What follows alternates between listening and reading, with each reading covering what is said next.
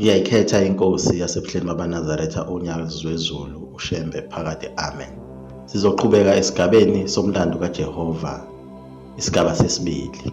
Ukuhlakazeka kwezibongo eziphuma ngaphansi kukaMnguni njengoba sichazile sekuqalile sekuphuma uQwabe naye noZulu ephuma ibheka le, nabakwangema nabo bebheka le. Ezinye izibongo eziningi ngesizibale omchu, omahaye, noSibiya, noMakhanya, noKhanyile. Ezinye izibongo ezintsha ingakabi khona ngalesi sikhathi. Izibongo ezifana noShando zazingakabi khona. Izibongo ezifana noMaphanga, noMakhanya zazingakabi khona ngalesi sikhathi. Ingakhulu ezazingekho izibongo ngalesi sikhathi, zazincane izibongo. Ngoba sizokhuluma indaba kaNkulunkulu, sokubuye sikuchaza lokho ngelinye ilanga. Ekuhlukaneni kukaQwabe noZulu kwenzeka into efuthi eyenzeka khona eBhayibhelini ngathi indlela kaBenjamini nendlu kaJuda. Ngoba kule ndlela yakwaZulu siyathola kuzalwa iqhawe elafana noDavide ngokwaseBhayibhelini okuthiwa uSigidi, umlilwana owaduma kakhulu ngoShaka, esisazofika endabeni yakhe. Lapha abelungu sebeqalile bengene i-Afrika yonke beyicolonizer. uNkulunkulu wayewabona ukuthi lesi sizwe lapha sifihle khona sizogcina sitholwa yibo abelungu.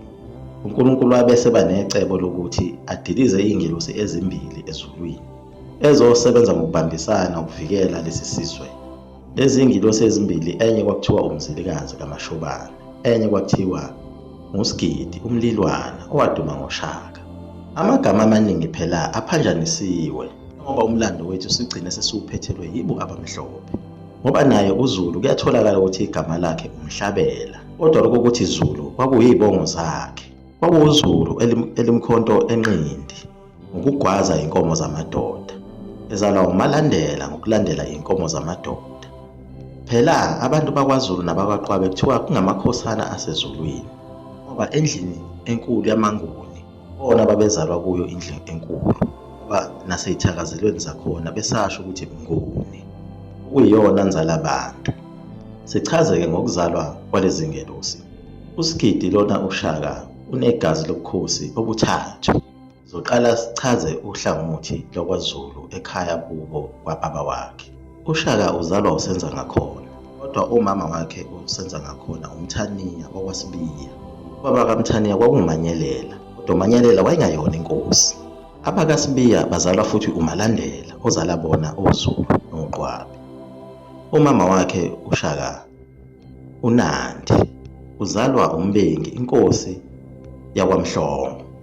Inkosi yakwaMhlongo yayiganwe indodakazi yenkosi yakwaQwabe okuthiwa uKhondlo.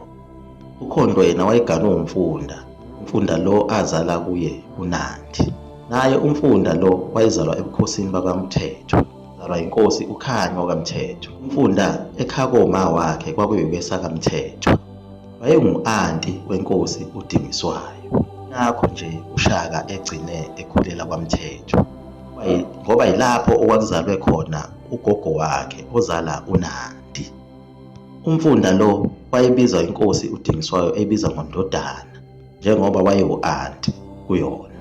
Yikho lokho okwenza ukuthi uDingiswayo athathe uShaka njengengane yakhe, noShaka amthathe njengoyise ngoba babezalana. Siphinde sichaze indaba kaJehova. Ngalesi sikhathi ezweni lakwaZulu kwakubuswa, abantu babewugcina kakhulu umthetho kaJehova. Ngaleso sikhathi babegcina neSabatha, engakazalwa naye uShaka lowo. Abantu ngalezi zikhathi kuthiwa babehamba beya emasimini uma kuyiSabatha bephethe amakhuba, amageja phela, befike besikaze umhlabathi bese bewashiya lapho amageja, sebeyoze bebuye ngakusasa sebezolima.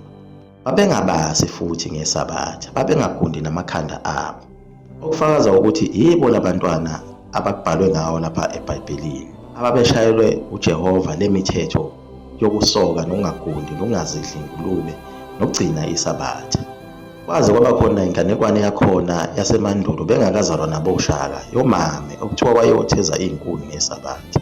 uNkulunkulu okuthiwa wamjezisa ngokuthi amphanyeke enyangeni ebelethe ingane ney'nkuni zakhe. uNkulunkulu wayesithandile kakhulu nalesi sizwe samaNtunga ngoba usebenze ngengelosi yakhe endlini kaZulu phansi kwaso isizwe samaNtunga Nguni. Waphinde wasebenza ngomzilikazi kaMashobane naye oyintunga Nguni. uNtunga Nguni phela thiwa lesi sizwe samaNguni sasingoni ngoba kuthiwa igama laso abangoni. Sasengayibhali ngisho amabala emzimbeni njengayo imithetho kaNkulunkulu ayibhalile eBhayibhelini. Into eyenza ukuthi uNkulunkulu afike kuleli lizwe laKwaZulu nasemampondweni ukuthi kwasekusondela abelungu eduzane. Manje lesi sizwe lesi sasihlakazeke kakhulu singahlangene.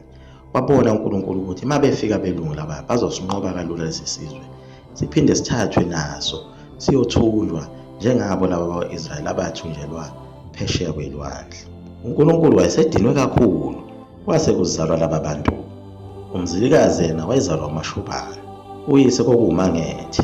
uNkulunkulu uJehova ufika kuleli lizwe laKwaZulu.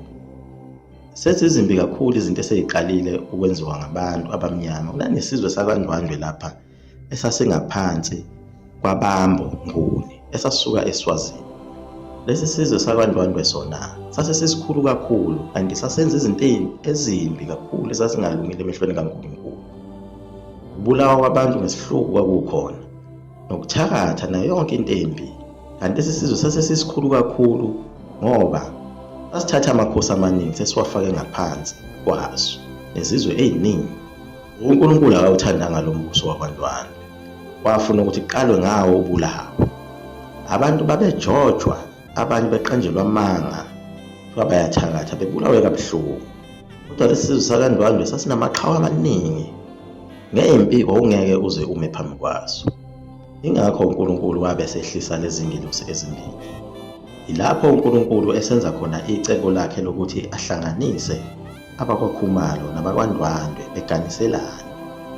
Kwenye izindlu yakwaKhumalo kwakukhona umuntu kaNkulunkulu owathiwa igama lakhe uMzazela, owayakhe endaweni yakwaCeza. Umuntu kaNkulunkulu wayesaqhubeka yena nokuphila impilo yobungcwele. Abanye babembiza ngenyanga ngoba babengayiqondi impilo yakhe ukuthi yayiyimpilo enjani, kodwa wayengazwani nazo zonke izinto ezimbi. Lo muntu kuyena kwafika izwi ngelinye ilanga elathi liyena lelizwi linguShembe, umoya oyingcwele. Lelizwi labe selithi naye kufanele azibize ngaye lo Shembe, nabantu babesebembiza ngoShembe abanye. Wayesiza kakhulu lo muntu ngamakhambi akhe, elapha amakhambi angcwele angafakiwe amafutha ezilwane ezimbi, nemithi yokuthakatha wayengenayo. Ngoba kuso leso sikhathi kwakubulawa abathakathi nje, yena wayefika ecele enkosini eyayikhona ngaso sikhathi inkosi uJama KwaZulu. Uma umthakathi ezobulawa yayimcelela insizwa ukuthi icela ukumelapha uzobuyela abe umuntu bese ehlala emzini wakhe. Waqhubeka nalo msebenzi kaNkulunkulu ngokulapha abantu. Isikhathi baze bagcina labantu sebandile, sebebaningi kakhulu laba abantu ayibaqoqa, baze baba yisizwe, ebafundisa nokulima, kusebenza kakhulu. Liyagoqa igumgedlela. Indaba izoqhubeka ngokuzayo isigaba sesithathu. Inkosi ibusise enekuzwile.